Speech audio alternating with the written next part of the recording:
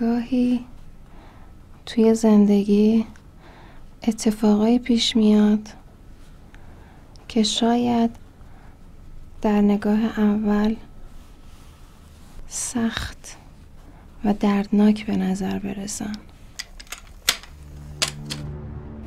اما در نهایت مجبوری که بچه رو با توجه به که 7 سالش تموم شده مجبوری به پدر تحویل بدی.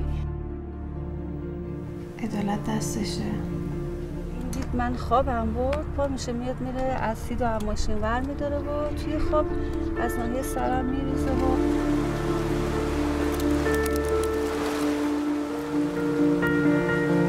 اونا که دلشون اومد بریزن.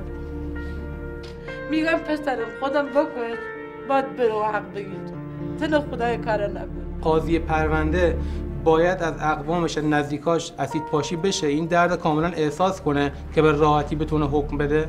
یه دفعه گفتن تموم کرده اون فوت کرد، یعنی خداحافظی هم دیگه نتونست بکنه.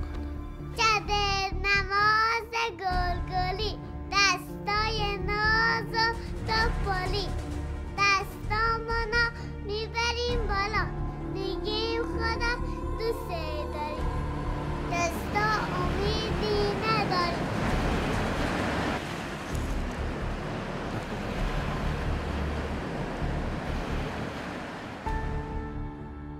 از قصاص بگذرم، از دیم بگذرم با 20 میلیون فقط.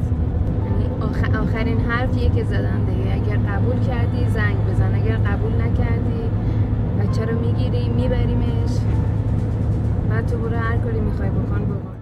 کی شما داره؟ بردی؟ بردم. آفرین.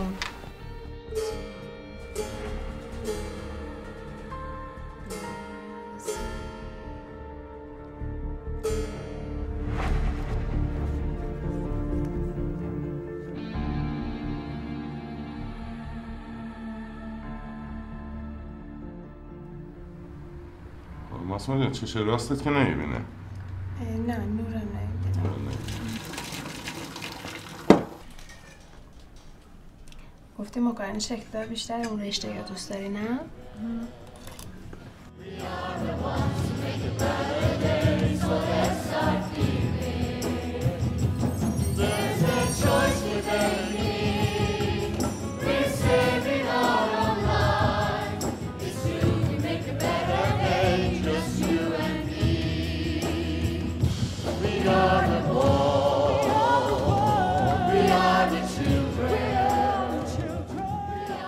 بازم برای تو می نویسم پسرم.